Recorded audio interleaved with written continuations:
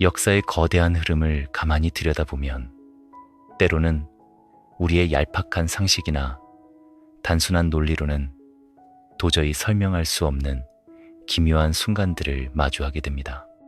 모든 것을 압도하는 거대한 힘이 아주 작고 유연한 무언가 앞에서 산산조각 나는 순간 말입니다.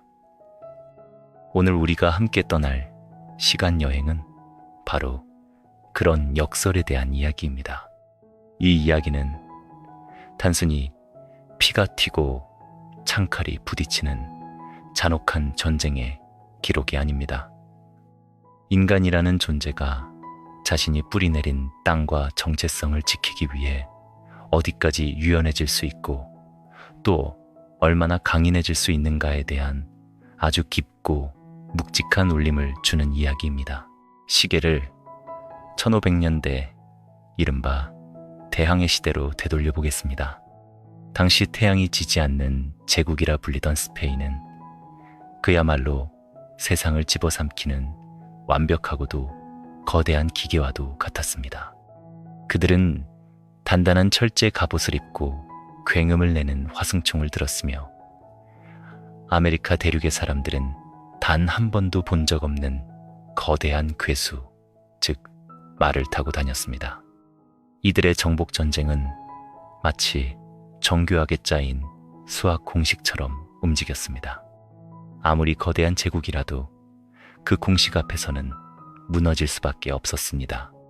그들은 스스로를 무적이라 여겼고 그들의 무자비한 발길이 닿는 곳마다 제국의 새로운 지도가 그려졌습니다.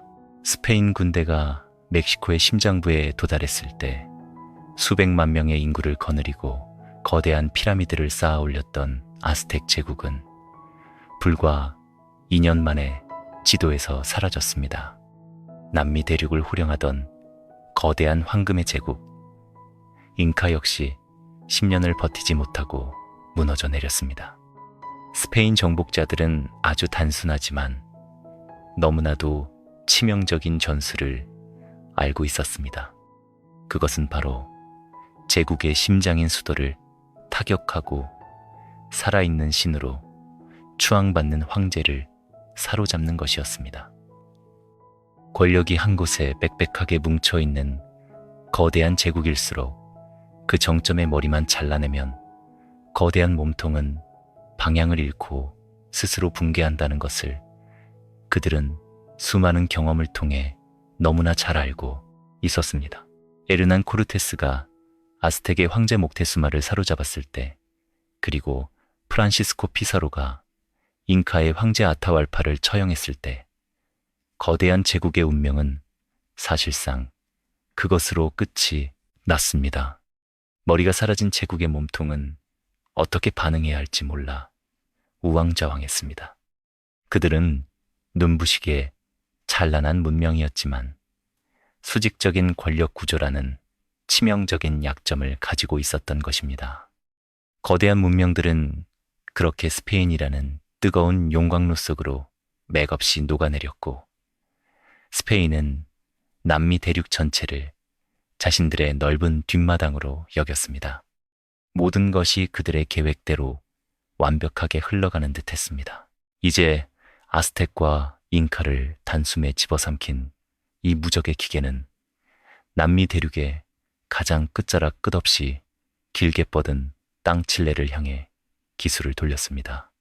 수많은 전투에서 단 한 번도 패배한 적이 없었던 야심찬 정복자 페드로 대 발디비아는 더 많은 황금과 더 큰 영광을 꿈꾸며 메마른 아타카마 사막을 건넸습니다. 그는 칠레의 척박한 땅에 산티아고를 비롯한 여러 도시들을 세우며 거침없이 남쪽으로 진군했습니다. 스페인 군대의 머릿속에는 이번에도 지난번과 똑같은 승리의 공식이 들어 있었습니다. 빠르게 이동하여 중심을 타격하고 지도자를 사로잡아 항복을 받아내는 것 말입니다. 그들은 몇 달 안에 이 남쪽의 낯선 땅도 스페인 국왕의 발밑에 납작 엎드릴 것이라 확신했습니다. 자신들의 승리는 너무나도 당연한 역사의 수순이라고 굳게 믿었던 것입니다.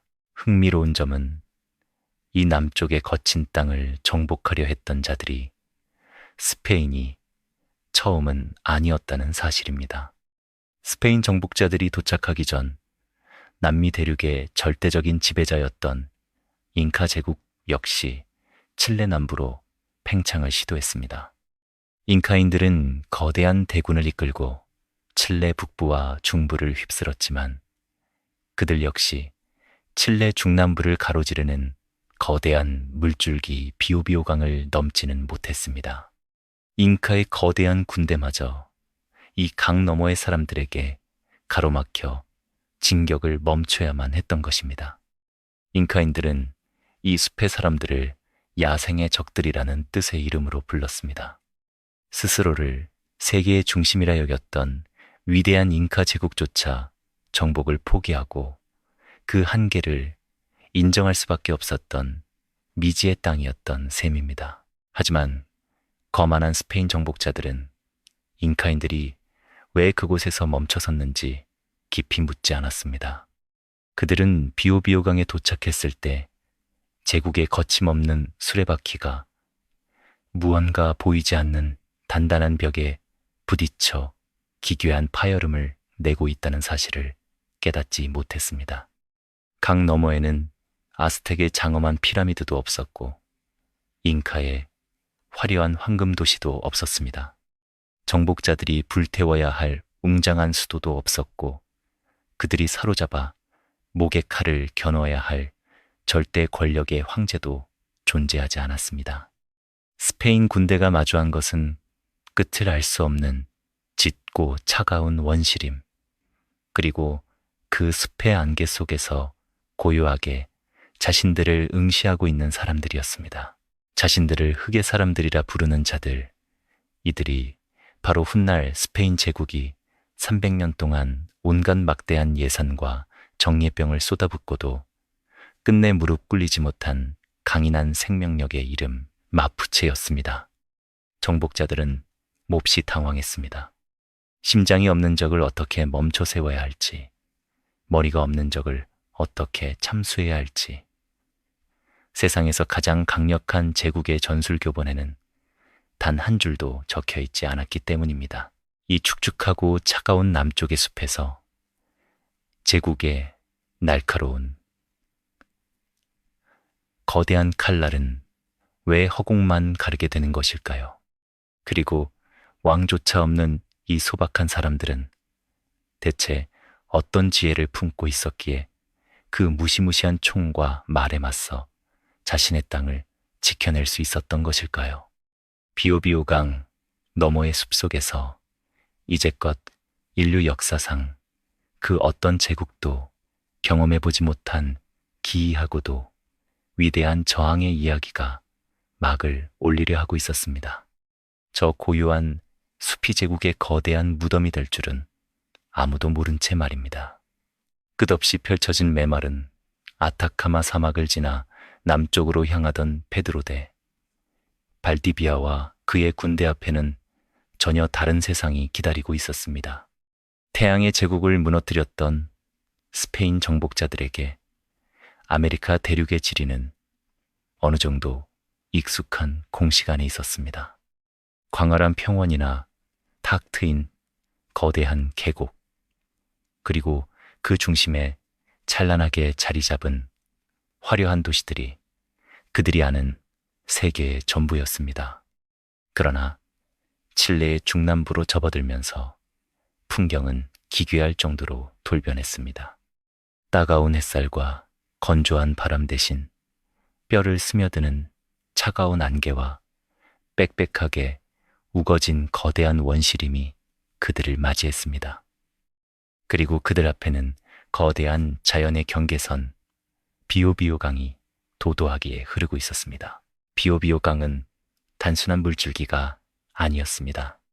그것은 두 개의 서로 다른 차원, 즉 정복 가능한 세계와 정복 불가능한 세계를 나누는 절대적인 결계와도 같았습니다. 강을 건너는 순간 정복자들의 눈에 익숙했던 열린 공간은 온데간데 없이 사라지고 시야를 극도로 제한하는 짙은 녹색의 미로가 시작되었습니다.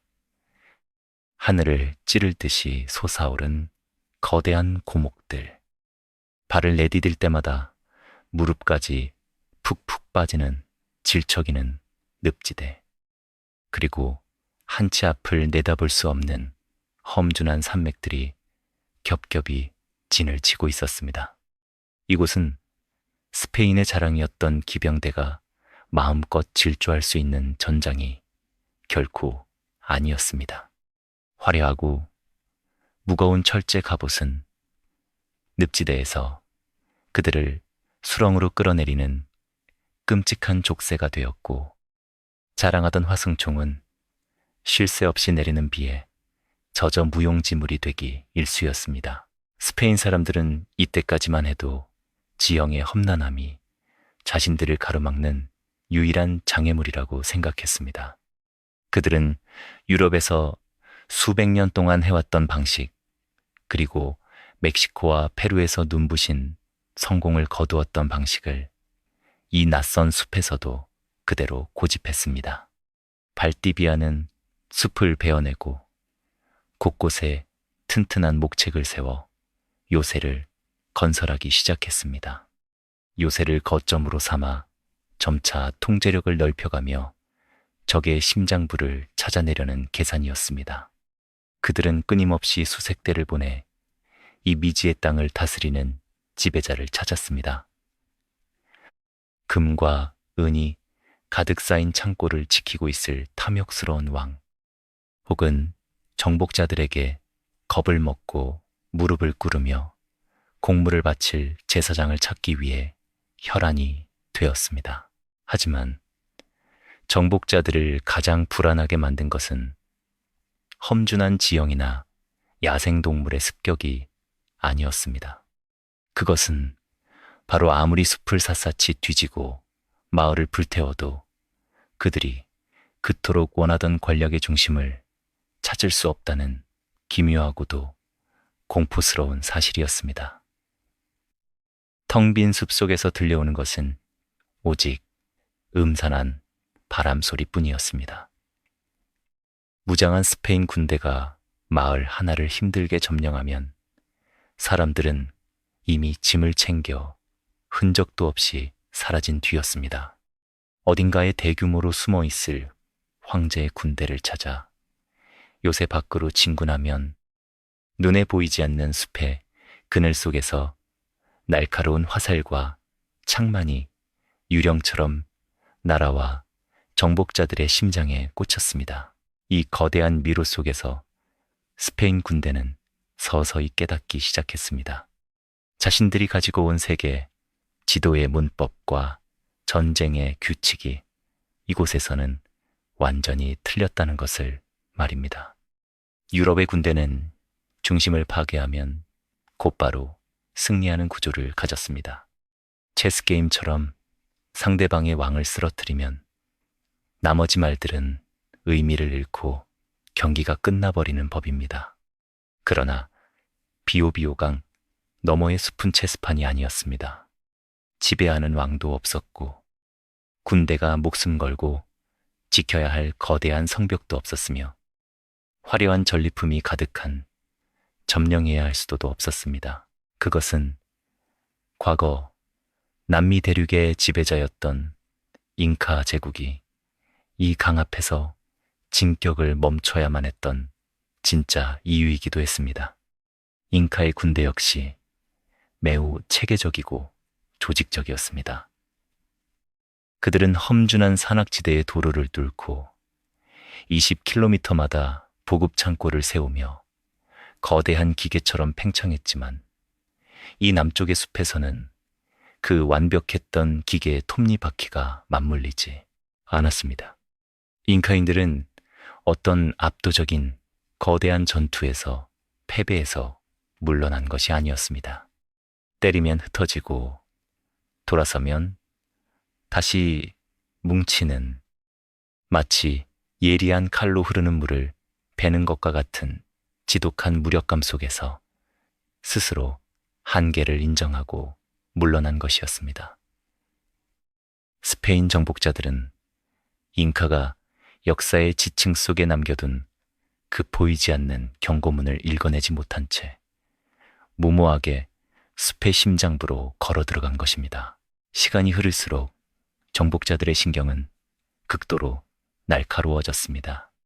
보이지 않는 적과의 끝없는 숨바꼭질은 그들의 육체뿐만 아니라 영혼마저 서서히 갉아먹었습니다. 오늘 점령하고 깃발을 꽂은 땅이 내일이면 다시 적의 수중으로 넘어갔고, 며칠 밤을 지새워 세운 요새가 하룻밤 사이에 잿더미로 변했습니다. 세상 그 무엇도 두려워하지 않으며 무적을 자랑하던 스페인 군인들의 마음속에는 태어나 한 번도 경험해보지 못한 서늘한 공포가 자리 잡기 시작했습니다. 숲 전체가 하나의 거대한 생명체처럼 살아 움직이며 자신들의 목을 조여오는 듯한 착각에 빠질 지경이었습니다. 권력의 중심이 없다는 것은 곧 단번에 끝낼 수 있는 타격의 표적이 없다는 뜻이었습니다. 황제가 없으니 항복 문서를 우아하게 받아낼 대상도 없었습니다. 스페인 사람들은 공포와 혼란 속에서 자신들의 우월한 문명적 잣대를 들이대며 이들을 그저 통제 불능에 미개하고 야만적인 무리라고 깎아내리려 애썼습니다. 하지만 이 숲의 사람들은 결코 미개한 것이 아니었습니다. 그들은 단지 제국주의적 상상력에 갇힌 유럽인들이 짐작조차 하지 못한 전혀 다른 형태의 생존 방식을 선택했을 뿐입니다. 대체 이 사람들은 누구일까요? 거룩한 왕의 명령이나 무자비한 채찍질 없이도 어떻게 수천 수만의 사람들이 자신의 터전을 지키기 위해 하나의 목적을 향해 일사불란하게 움직일 수 있었을까요? 철저한 수직적 계급과 권력에 대한 맹목적인 복종만을 유일한 진리라 믿었던 유럽의 정복자들은 도저히 이해할 수 없는 거대한 미스터리가 이 비우비우강 남쪽 숲에 고요히 쉬고 있었습니다. 그리고 그 미스터리의 실체는 스페인 제국이 앞으로 다가올 300년 동안 가장 두려워해야 할 지상에서 가장 유연하고도 단단한 무기의 이름이기도 했습니다. 보이지 않는 숲속의 적들, 왕도 없고 수도도 없는 이 기묘한 사람들은 대체 누구였을까요? 스페인 정복자들이 그토록 이해하지 못했던 이들의 정체는 그들이 스스로를 부르는 이름 안에 온전히 담겨 있었습니다. 그들은 자신들을 마푸체라고 불렀습니다. 이 말은 그들의 옛 언어로 흙이나 대지를 뜻하는 마푸라는 단어와 사람을 뜻하는 체라는 단어가 결합된 고귀한 이름입니다. 즉, 그들은 대지의 사람들, 흙에서 태어나 흙으로 돌아가는 사람들이었습니다. 유럽인들에게 땅이란 사고파는 부동산이거나 영토를 넓혀 황금과 자원을 착취하기 위한 차가운 경제적 수단에 불과했습니다. 그러나 마푸체에게 땅은 곧 자신의 생명이자 우주의 중심이며 조상들의 영혼이 깃든 신성한 공간이었습니다. 그들은 2000년이라는 아득히 긴 세월 동안 이 척박하고도 풍요로운 남쪽의 자연에 깊숙이 뿌리를 내리고 살아왔습니다. 이들에게 땅을 빼앗긴다는 것은 단순히 밭이나 집이라는 재산을 잃는 것이 아니라 존재의 근원이 완전히 소멸하는 것을 의미했습니다. 그렇기에 스페인 제국에 맞선 그들의 저항은 단순한 영토 방위전이 아니라 자신들의 우주를 지키기 위한 신성하고도 처절한 생존 의식이었습니다. 스페인 사람들을 가장 경악하게 만든 것은 바로 마푸체의 이 독특한 사회 구조였습니다. 유럽 문명이나 아스텍, 잉카 제국은 모두 거대한 피라미드 형태의 사회를 이루고 있었습니다. 정점에 신과 같은 절대군주가 군림하고 그 아래 귀족과 평민, 노예가 존재하는 엄격하고 수직적인 계급 구조 말입니다. 이러한 거대한 피라미드는 겉보기에는 무척이나 웅장하고 화려해 보이지만 정점을 타격하여 무너뜨리면 아래의 거대한 기단까지 와르르 쏟아져 내리는 치명적인 약점을 안고 있었습니다. 하지만 흑의 사람들은 그런 오만한 피라미드를 쌓지 않았습니다. 그들은 거대한 거미줄이나 땅속 깊이 넓게 퍼진 나무 뿌리와 같은 수평적 네트워크로 서로 얽혀 있었습니다.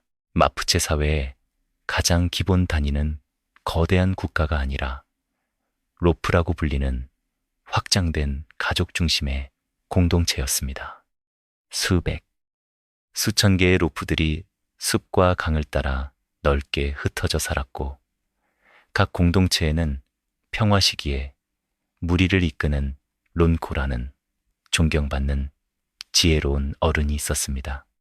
이들은 철저하게 독립적이고 자율적이었습니다. 어느 한 명의 론코가 다른 공동체를 폭력으로 지배하거나 일방적인 명령을 내릴 수 없었고 모든 중대한 결정은 자발적인 동맹과 합의를 통해서만 이루어졌습니다. 바로 이 지점에 마푸체의 가장 위대한 방어력이 숨어 있었습니다. 무장한 스페인 군대가 천신만고 끝에 마을 하나를 무력으로 짓밟고 한 명의 론코를 사로잡아 처형한다 해도 그것은 거대한 거미줄에 실 한 가닥을 끄는 것에 불과했습니다. 옥자가 없으니 무너질 도미노도 없었습니다. 남은 공동체들은 그 상처를 조용히 흡수하며 금세 숲의 더 깊은 곳으로 후퇴하고 다시 단단하게 연결되었습니다. 스페인 정복자들은 자신들이 머리가 없는 짐승을 상대하고 있다고 분통을 터뜨렸지만 사실 그들은 머리가 없는 미개한 집단이 아니라 모든 작은 세포가 각각 독립적인 머리 역할을 하는 무서운 생존 유기체를 상대하고 있었던 것입니다. 그렇다면 피 튀기는 전쟁이 터졌을 때 이 흩어진 공동체들은 어떻게 그토록 일사불란하고 파괴적으로 움직일 수 있었을까요? 평화로울 때는 각자의 땅에서 감자를 심고 라마를 기르던 이들은 외부의 거대한 위협이 닥치면 각 부족의 대표들이 숲속의 은밀한 곳에 모여 거대한 전시의회를 열었습니다. 그리고 오직 전쟁만을 이끌 가장 용맹하고 지혜로운 단 한 명의 군사 지도자를 선출했습니다. 그들은 이 특별한 전시 지도자를 토키라고 불렀습니다. 토키는 군림하는 왕이 아니었습니다. 전쟁이 끝나면 그는 다시 흙을 만지는 평범한 부족민으로 돌아가야 하는 임시직이었습니다. 만약 치열한 전투 중에 토키가 적의 총탄에 전사한다면 마푸체 전사들은 결코 절망하거나 무기를 버리고 항복하지 않았습니다. 그들은 그 즉시 숲속에서 다시 모여 다음 토키를 선출하고 아무 일도 없었다는 듯이 창을 고쳐쥐고 다시 전장으로 뛰쳐나왔습니다. 첫 번째 지도자가 피를 흘리며 쓰러지기 무섭게 두 번째 지도자가 칼을 뽑아드는 이 기적 같은 시스템은 스페인 정복자들을 끝없는 좌절에 늪으로 빠뜨렸습니다. 제 아무리 예리한 명검이라도 흐르는 물을 두 동강 낼 수는 없었고 활활 타오르는 불꽃의 목을 벨 수는 없는 노릇이었습니다. 유럽인들은 거대한 돌로 화려한 성벽을 쌓아 올리는 것만이 훌륭한 문명이라고 굳게 믿었습니다. 그러나 진정으로 강한 것은 고정되고 굳어있는 것이 아니라 끊임없이 변화하고 환경에 적응하는 유연함이었습니다. 마푸체의 유연한 네트워크는 제국의 침략이라는 끔찍한 재난 앞에서 인류 역사상 가장 완벽한 형태의 게릴라 방어 시스템으로 작동했습니다. 땅을 사랑하는 이들의 깊은 철학과 물처럼 형태가 없는 사회 구조가 바로 스페인의 팽창을 막아낸 첫 번째 거대한 비밀이었습니다. 하지만 구조적인 유연함과 강인한 정신력만으로 유럽의 화약과 대포, 그리고 무시무시한 괴수인 말을 영원히 막아낼 수는 없는 법입니다. 나무로 깎은 창과 돌도끼만으로는 훈련된 강철의 제국군을 이기는데 분명한 물리적 한계가 존재했습니다. 살아남기 위해 마푸체는 스페인의 막강한 무력을 단숨에 무력화할 전혀 새로운 군사적 진화가 필요했습니다. 그리고 역사의 얄궂은 장난처럼 제국을 공포로 몰아넣을 그 치명적인 군사적 지식은 놀랍게도 스페인 총독의 막사에서 말똥을 치우고 채찍을 맞던 11살짜리 작은 마푸체 소년의 번뜩이는 눈동자 속에서 조용히 싹트고 있었습니다. 거대한 역사의 수레바퀴는 때로는 아주 작고 보잘것없는 존재에 의해 그 궤도가 완전히 뒤틀리기도 합니다. 스페인 정복자들은 숲의 사람들을 야만인이라 조롱하며 그들의 어린아이들을 노예로 잡아와 막사의 허드레시를 시켰습니다.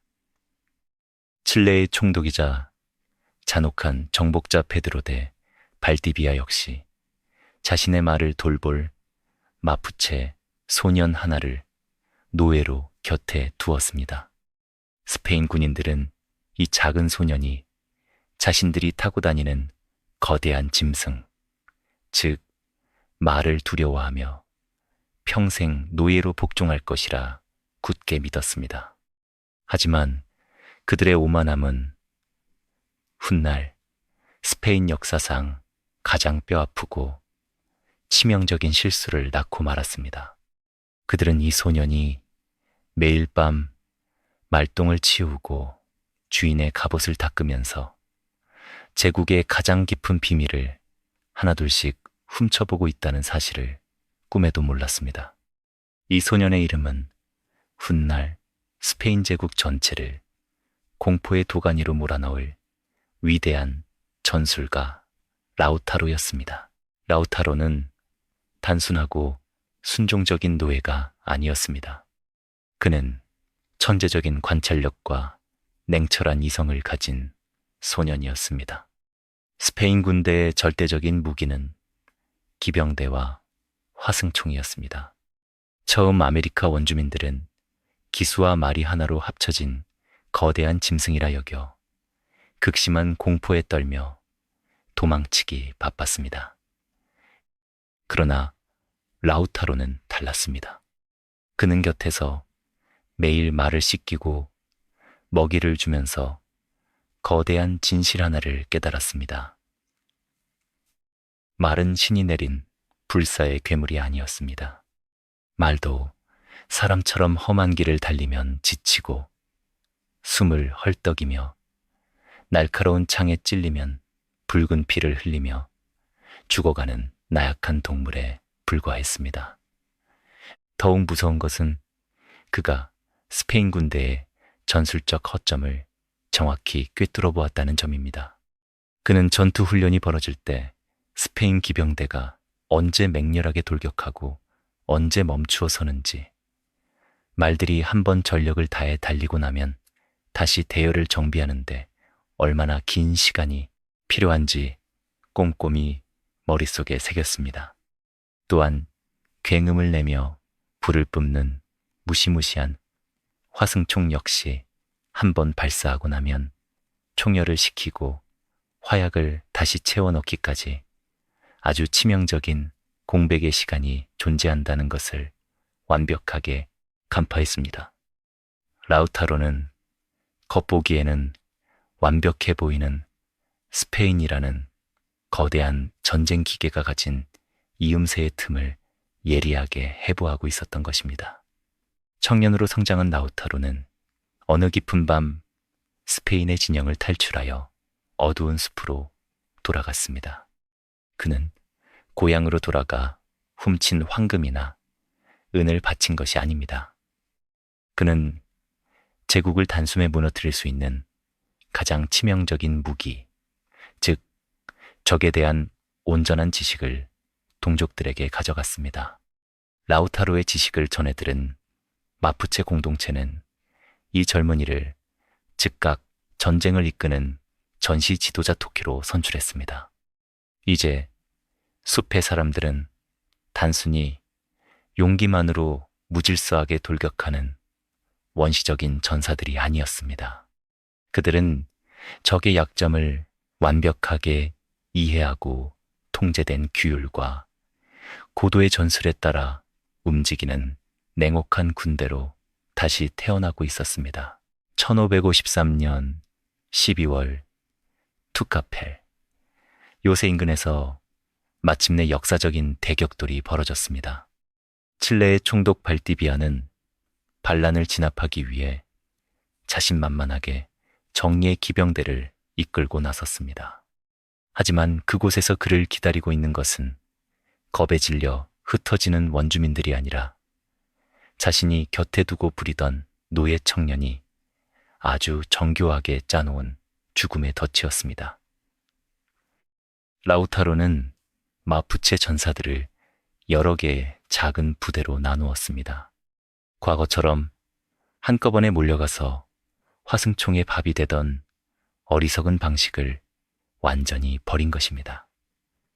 첫 번째 부대가 스페인 군대에게 달려들어 기병대의 돌격을 유도했습니다. 스페인 기병대가 무서운 속도로 맹렬하게 달려오자 마푸체 전사들은 정면으로 부딪히지 않고 물러서며 썰물처럼 숲으로 흩어졌습니다. 무거운 철제의 갑옷을 입은 기수와 말들은 험하고 질척이는 지형을 내달리다 금세숨을 헐떡이며 지쳐버렸습니다. 그리고 스페인 군인들이 화승총을 발사한 직후 텅 빈 총열에 다시 화약을 장전하느라 허둥대는 바로 그 짧은 틈을 타서 숲속에 숨어 있던 두 번째, 그리고 세 번째 마푸체 부대가 파도처럼 끊임없이 몰아쳤습니다. 이것은 병력을 교대로 투입하여 적의 체력을 완전히 고갈시키는 고도의 파상 공세 전술이었습니다.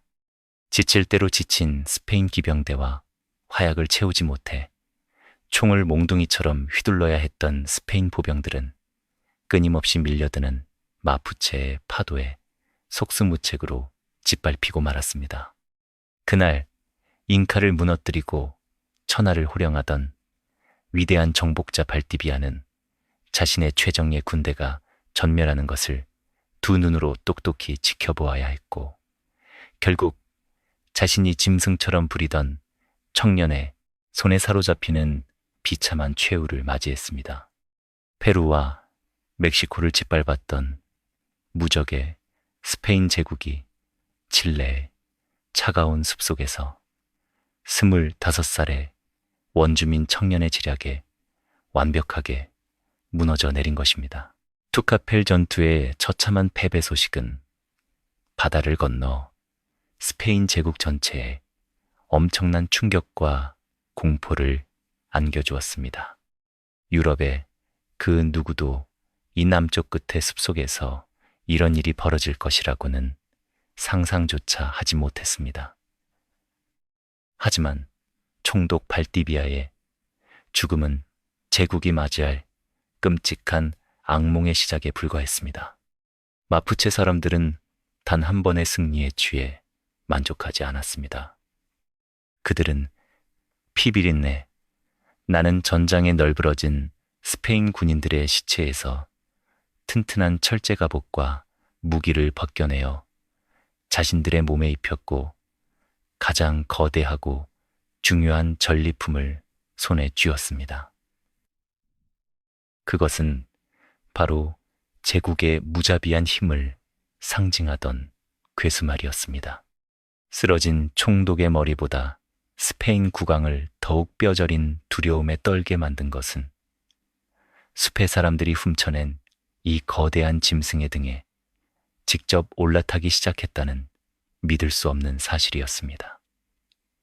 투카펠 요새에서 총독 발디비아가 처참하게 죽음을 맞이한 이후 스페인 제국은 극심한 분노와 공포에 휩싸였습니다. 그들은 남미 대륙의 끄트머리에 있는 이 작은 숲을 완전히 짓밟아버리겠다고 다짐하며 유럽 본토와 페루에서 가장 뛰어난 정예병들을 끊임없이 칠레로 쏟아부었습니다. 하지만 전쟁은 스페인이 전혀 예상하지 못한 끔찍한 진흙탕 속으로 빠져들고 있었습니다. 숲의 사람들은 이제 창과 돌도끼 만든 약한 원주민이 아니었습니다. 마푸체 전사들은 적에게서 빼앗은 거대한 짐승, 즉 말을 완벽하게 다루기 시작했습니다. 수백 년 동안 말을 타왔던 유럽의 훈련된 기병대보다도 더 빠르고 날렵하게 험준한 산악과 숲을 누볐습니다. 그들은 말을 타고 안개 속에서 유령처럼 나타나 스페인 진영을 쑥대밭으로 만들고는 기병대가 반격할 틈도 주지 않고 순식간에 사라졌습니다. 방어에만 급급하던 원주민들이 세계 최강의 제국 군대를 상대로 오히려 압도적인 기동전을 펼치기 시작한 것입니다. 이 지독한 전쟁은 스페인 제국에게 모든 것을 빨아들이는 거대한 블랙홀이 되었습니다. 17세기 무렵 페루 부왕령 전체 군사 예산의 무려 40%가 오직 이 비오비오강 전선 하나를 유지하는데 낭비되고 있었습니다. 끊임없는 게릴라전으로 스페인 군인들은 매일같이 피를 흘리며 죽어갔고 울창한 숲은 제국 군대의 거대한 무덤이 되어갔습니다. 결국 1614년 스페인 국왕은 아메리카 식민지 역사상 전례가 없는 몹시 굴욕적인 결정을 내리게 됩니다. 이른바 레알 시투아도, 즉 황실의 막대한 군사 보조금을 페루 리마에서 칠레로 매년 정기적으로 보내기로 한 것입니다. 원래 스페인의 정복전쟁은 원주민을 착취하여 얻은 전리품으로 스스로 비용을 충당하는 수익성 높은 구조였습니다. 하지만 칠레의 남쪽 숲에서는 황금은커녕 얻을 수 있는 전리품이 단 하나도 없었습니다. 정복의 대상이었던 땅이 도리어 제국의 금고를 무섭게 파먹는 치명적인 돈, 먹는 하마, 이른바 아메리카의 플랑드르가 되어버린 셈이었습니다. 수십 년 동안 끝없이 이어진 잔혹한 사륙전 속에서 스페인 군인들의 마음속에는 적에 대한 분노를 넘어선 기묘한 경외심이 싹트기 시작했습니다. 이 참혹한 전장에 직접 참전했던 스페인의 병사이자 시인 알론소 대 에르시아는 적들의 흔들림 없는 용맹함에 깊은 감명을 받았습니다. 그는 훗날라 아라우카나라는 장엄한 서사시를 남겼는데 이 시에서 마푸체 전사들은 문명인에게 짓밟히는 미개한 야만인이 아니라 자신들의 조국과 자유를 위해 기꺼이 목숨을 바치는 고결하고 명예로운 영웅으로 묘사되었습니다. 제국의 칼날이 되어 그들의 심장을 찌르려 했던 병사조차 숲의 사람들이 뿜어내는 강인한 생명력과 자유에 대한 숭고한 의지 앞에서는 고개를 숙일 수밖에 없었던 것입니다. 그리고 마침내 제국의 인내심과 재정이 완전히 바닥을 드러냈습니다. 1641년 비오비오강 인근의 킬린이라는 곳에서 세계 식민지 역사상 가장 경이롭고 믿기 힘든 사건이 벌어집니다. 세계에서 가장 거대하고 강력한 권력을 쥐고 있던 스페인 황실의 우아한 고위 대리인들이 왕도 없고 화려한 국가라는 개념조차 없는 원주민 지도자 론코들과 동등한 자격으로 마주 앉아 공식적인 평화 조약을 맺은 것입니다. 킬린 조약이라 불리는 이 역사적인 협정에서 스페인은 비오비오강, 이남이 마푸체의 절대적인 독립 영토임을 법적으로 인정했습니다. 포로들을 교환하고 서로의 주권을 존중하기로 약속했습니다.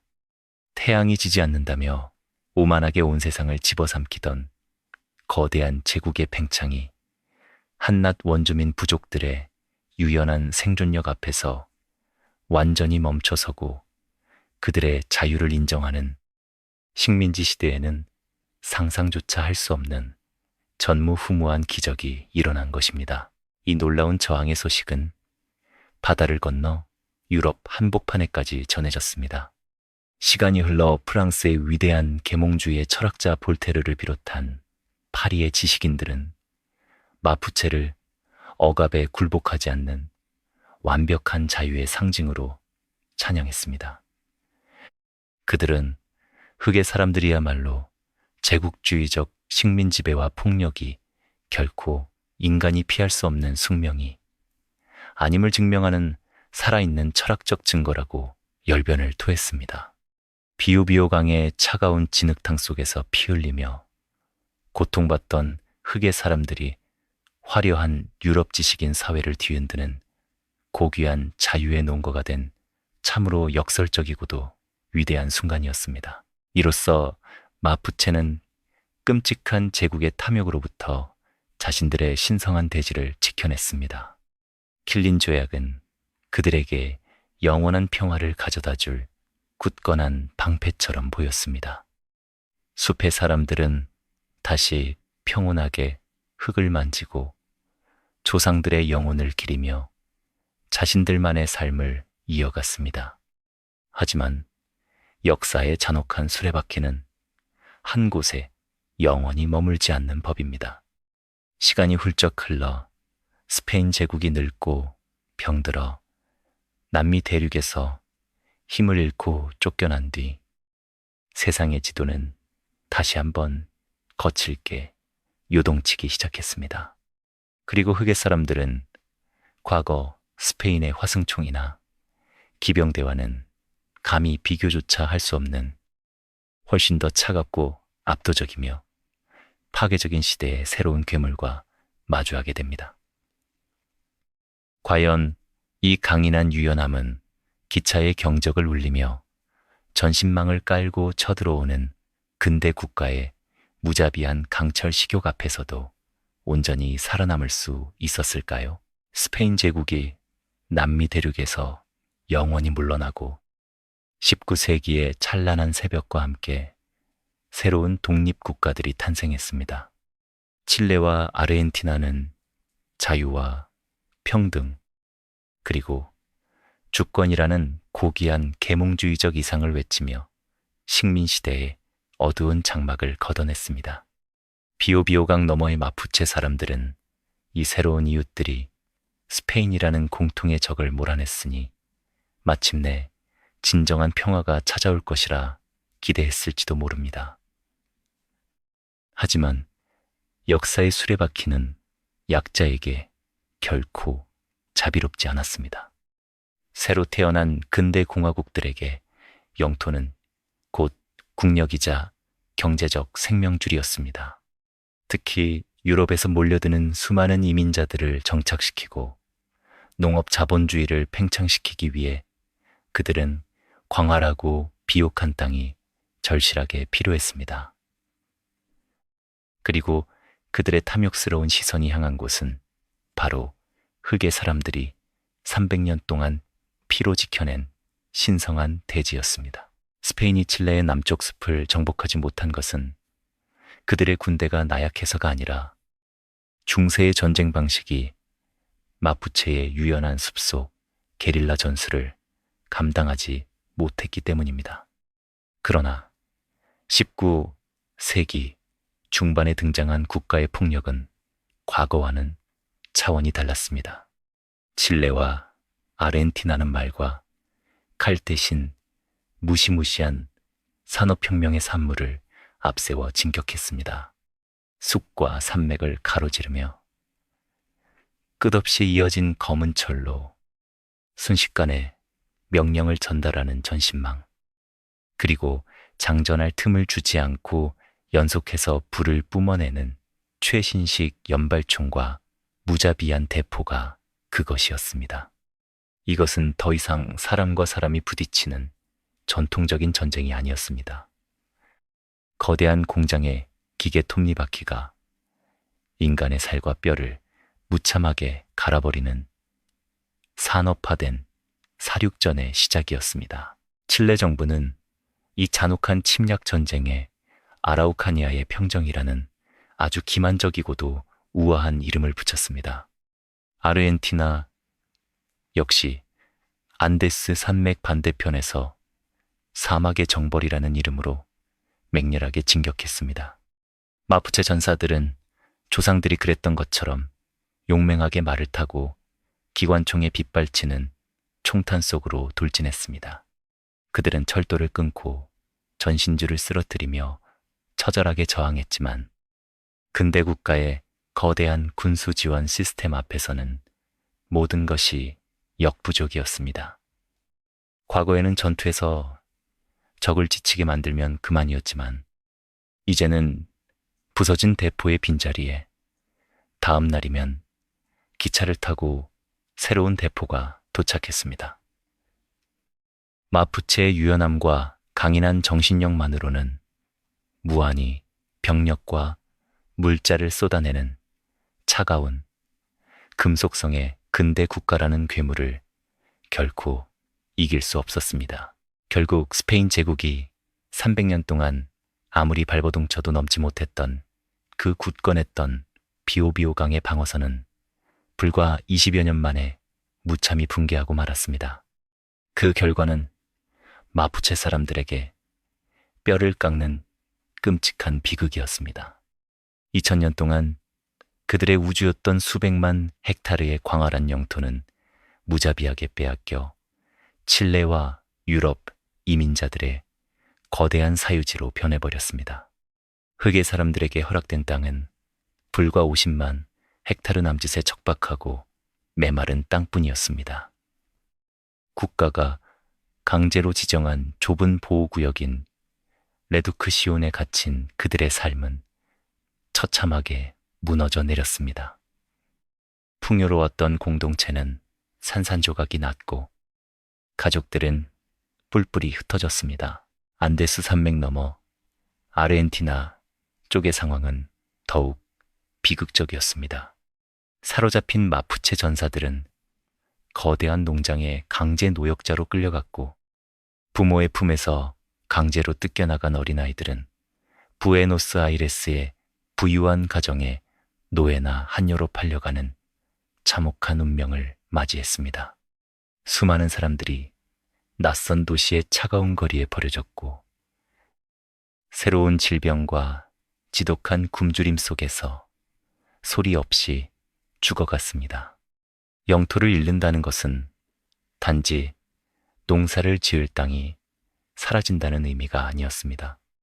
그것은 조상들의 영혼과 연결된 끈이 끊어지고 그들이 수천 년 동안 간직해온 언어와 문화, 그리고 인간으로서의 존엄성 자체가 뿌리째 뽑혀나가는 끔찍한 절망이었습니다. 자유를 찬양하던 새로운 공화국들은 가장 잔인한 방식으로 흑의 사람들의 숨통을 조이고 있었습니다. 19세기 말 완전히 짓밟힌 아라우카니아의 숲에는 깊고 무거운 침묵만이 감돌았습니다. 칠레와 아르헨티나 정부는 드디어 미개한 원주민들의 시대가 끝났으며 머지않아 그들의 흔적조차 문명의 거대한 물결 속에 영원히 멸종해 버릴 것이라고 자신만만하게 선언했습니다. 세상의 모든 지식인들과 역사가들, 역시 마푸체라는 위대한 이름이 머지않아 박물관의 낡은 유리 진열장 속에서나 찾아볼 수 있는 쓸쓸한 과거의 유물이 될 것이라고 확신했습니다. 모든 것이 끝난 것처럼 보였습니다. 대지는 피로 얼룩졌고 사람들의 가슴은 처참하게 찢어졌습니다. 하지만 이대로 흑의 사람들은 제국의 바퀴 아래에서 영원히 숨을 거두고 마는 것일까요? 우리는 칠흑 같은 어둠 속에서도 끝내 죽지 않고 대지 깊숙한 곳에서 조용히 숨을 고르고 있던 질긴 생명력의 기적을 아직 다 알지 못합니다. 19세기의 참혹한 학살과 강제 이주가 끝난 후 세상은 대지의 사람들이 영원히 역사 속으로 사라졌다고 굳게 믿었습니다. 화려한 제국의 연대기를 기록하는 유럽의 오만한 학자들은 그들의 이름 옆에 멸종이라는 단어를 조용히 적어 넣을 준비를 하고 있었습니다. 모든 신문과 잡지들은 머지않아 원주민의 피가 완전히 희석되어 문명사회에 흡수될 것이라고 떠들어댔습니다. 하지만 그들은 생명이라는 가장 경이로운 힘에 대해 치명적이고도 어리석은 오판을 저질렀습니다. 거센 폭풍우가 몰아치면 거대한 나무의 굵은 가지는 속절없이 부러지고 화려한 잎사귀는 처참하게 찢겨 날아갈 수 있습니다. 그러나 대지 깊숙한 곳에 복잡하게 얽혀있는 보이지 않는 끈질긴 뿌리는 결코 죽지 않습니다. 대지의 사람들은 폭력의 광기가 지나갈 때까지 숨죽이며 차가운 흙 속으로 더 깊이, 더 단단하게 자신의 존재를 뻗어내리고 있었던 것입니다. 오늘날 멸종했을 것이라는 모든 오만한 예측을 비웃듯 칠레와 아르헨티나에는 무려 200만 명에 달하는 마푸체 사람들이 당당하게 살아 숨쉬고 있습니다. 이는 남아메리카 남부 지역 전체를 통틀어 가장 규모가 큰 원주민 공동체입니다. 조상들의 영토를 철저히 빼앗기고 수십 년 동안 가혹한 사회적 차별을 겪었음에도 불구하고 그들의 숫자는 오히려 경이롭게 늘어났습니다. 더욱 놀라운 것은 그들의 절반 이상이 이제 빽빽한 원시림이 아니라 산티아고, 테무코, 부에노스아이레스 같은 번화하고 차가운 현대 도시의 한가운데를 굳건히 살아가고 있다는 사실입니다. 숲을 누비며 적을 공포에 떨게 했던 전사들의 후손들은 이제 아스팔트와 콘크리트 빌딩, 숲을 자신들의 새로운 터전으로 삼았습니다. 그러나 겉모습이 바뀌고 생활하는 장소가 바뀌었다고 해서 대지를 향한 그들의 뜨거운 영혼까지 변한 것은 결코 아니었습니다. 과거 스페인 정복자들의 무시무시한 기병대에 맞서기 위해 말이라는 새로운 생명체를 순식간에 훔쳐내어 완벽하게 자신의 무기로 만들었던 그 천재적인 적응력은 현대 사회에서도 멈추지 않고 눈부시게 빛을 발하고 있습니다.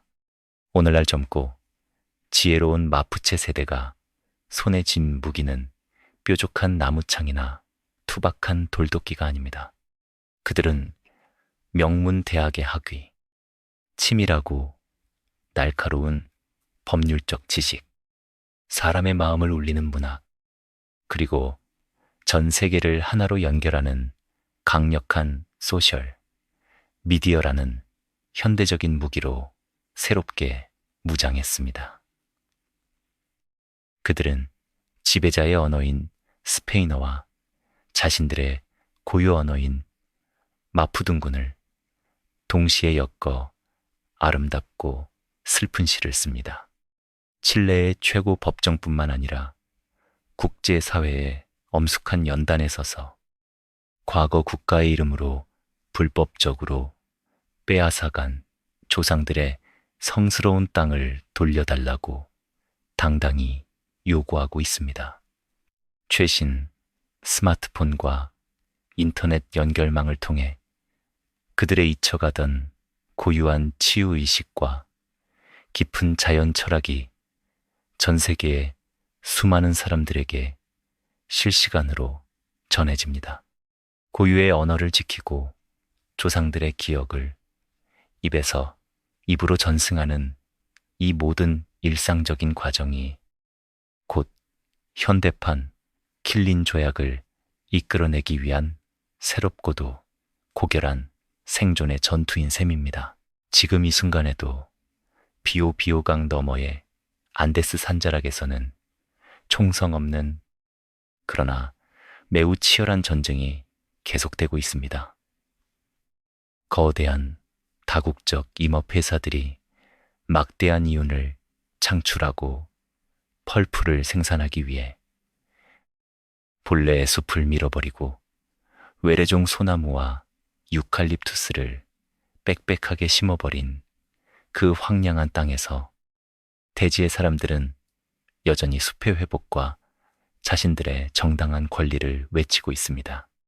자본주의에 물든 근대 국가에게 땅이란 그저 나무를 베어내어 현금으로 바꾸는 차가운 경제적 자원일 뿐입니다. 하지만 마푸체에게 땅은 2000년의 숭고한 기억이 살아 숨쉬는 거대한 우주이자 그들 존재를 가능하게 하는 유일한 조건이기 때문입니다. 이 철학적이고도 본질적인 차이를 이해하지 못하는 한 국가의 그 어떤 강력한 억압이나 회유도 대지의 사람들이 이어가는 거룩하고 끈질긴 저항을 온전히 멈추게 할 수는 없을 것입니다. 역사는 우리에게 권력의 크기나 물리적인 거대함이 항상 최종적인 승리를 보장하는 것은 아니라는 아주 겸손하고 묵직한 진리를 가르쳐 줍니다. 무적을 자랑하며 태양이 지지 않는다고 오만하게 굴었던 스페인 제국은 오래전 속절없이 몰락하여 남미 대륙에서 흔적도 없이 사라졌습니다. 19세기에 기관총을 앞세워 원주민을 무자비하게 학살하고 영토를 빼앗았던 군인들과 독재자들은 그저 도서관 구석에 꽂힌 낡은 역사책의 한 페이지로 초라하게 남았을 뿐입니다. 그러나 제국의 날카로운 칼날과 근대 국가의 무자비한 군화 발밑에서도 흑의 사람들은 끝내 살아남아 자신들의 이야기를 계속 쓰고 있습니다. 그들은 권력이란 높게 쌓아 올린 웅장한 돌로 만든 요새나 압도적인 무기에 있는 것이 아니라 물처럼 끊임없이 형태를 바꾸며 스며드는 놀라운 유연함과 대지에서 절대 떨어지지 않으려는 지독한 뿌리에 있다는 것을 전 인류에게 침묵으로 증명해 보였습니다. 우리가 살고 있는 오늘날의 세계 역시 끊임없이 더 큰 권력과 부를 중앙으로 집중시키려 발버둥치는 수많은 거대한 제국들로 넘쳐납니다. 하지만 칠레의 차가운 숲속에서 살아남은 이 놀라운 흙의 사람들의 역사를 가만히 돌아보며 우리는 스스로의 가슴에 아주 묵직한 질문을 하나 던지게 됩니다. 모든 것을 부수고 지배하려는 강철 제국의 차가운 오만함과 어떠한 형태의 폭력 속에서도 결코 끊어지지 않고 대지를 껴안는 보이지 않는 뿌리의 생명력 중 과연 역사의 마지막 페이지에 살아남는 영원 불멸한 것은 어느 쪽일까요? 그리고 지금 세상을 호령하며 영원한 권력과 번영을 꿈꾸는 현대의 수많은 눈먼 제국들 역시 자신들도 모르는 사이에 결코 무력으로 건널 수 없는 자신들만의 캄캄한 비오비오강을 향해 맹목적으로 행진하고 있는 것은 아닐까요?